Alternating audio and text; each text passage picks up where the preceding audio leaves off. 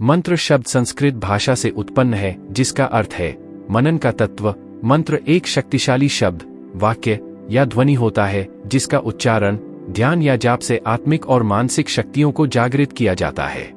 ये विभिन्न धार्मिक, आध्यात्मिक और तांत्रिक परंपराओं में महत्वपूर्ण भूमिका निभाते हैं। मंत्रों का उद्दीपना विभिन्न संस्कृतियों, धर्मों और दर्शनों में होता है और इनका प्रयोग ध्यान और साधना के लिए किया जाता है। मंत्रों की शक्ति का अनुभव करने के लिए उन्हें सही तरीके से उच्चारित करना और उनके अर्थ को समझना महत्वपूर्ण होता है।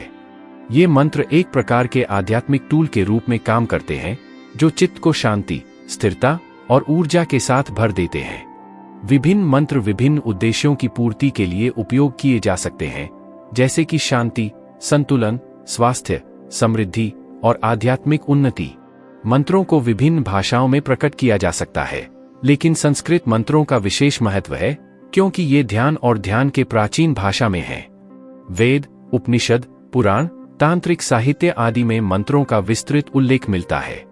मंत्रों को विभिन्न धर्मों और आध्यात्मिक प्रथाओं में उपयोग किया जाता है। हिंदू धर्म में ओम को एक महत्वपूर्ण मंत्र माना जाता है, जो ब्रह्मा की प्रतिमूर्ति है। बौद्ध धर्म में ओम मणि पद्मे हूं जैसे मंत्रों का उपयोग किया जाता है। इस्लाम में बिस्मिल्लाहिर्रहमानिर्रहीम जैसे मंत्र का उपयोग किया जाता है।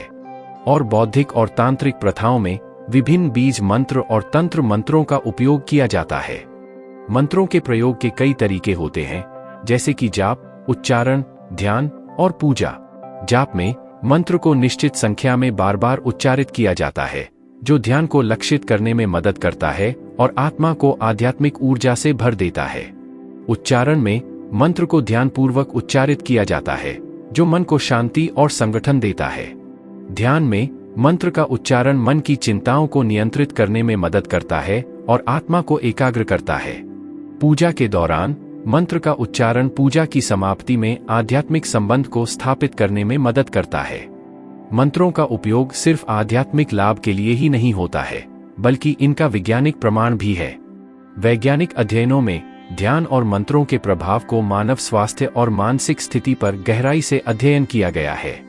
इन अध्ययनों के अनुसार ध्यान और मंत्र उचित रूप से प्रयोग किए जाने पर स्थायी स्थानिकता, संतुलन और मानसिक शांति में सुधार हो सकता है।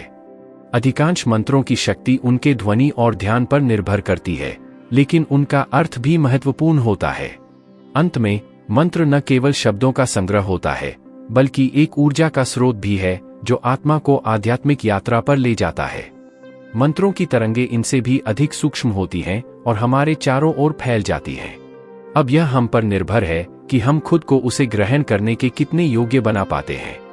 मंत्रों से निकलने वाली स्थूल ध्वनि तरंगों के अलावा उसके साथ श्रद्धा भाव व संकल्प की तरंगे भी मिली होती हैं। स्थूल ध्वनि तरंगों के अलावा जो तरंगे उठती हैं, उन्हें हमारे कान ग्रहण नहीं कर पाते। वे केशलोमों के जरिए हमारे अंदर जाकर हमें प्रभावित करती हैं। मंत्रों के सूक्ष्म तरंगों को ग्रहण करने में केशलोम बेतार का तार की तरंगे ग्रहण करने वालों की भांति काम करते हैं और उनके माध्यम से ग्रहण किए गए मंत्रों की सूक्ष्म तरंगे हमारी समस्याओं के शमन में सहायक होती हैं। शब्दों का खेल बहुत ही निराला है। मंत्र भी शब्दों का सामयिक संयोजन ही होता है, पर साथ ही इसमें सार्थकता भी जरूरी है। मंत्र के प्रभावी होने के लिए यह जरूरी है कि उच्चारण करने वाले को उसके भाव व उद्देश्य का पूरा ज्ञान हो। भाव तथा अर्थ के बगैर उसका पाठ निरर्थक सिद्ध होता है। इसी कारण कभी कभी सही मंत्रों का भी सही प्रभाव नहीं पड़ता।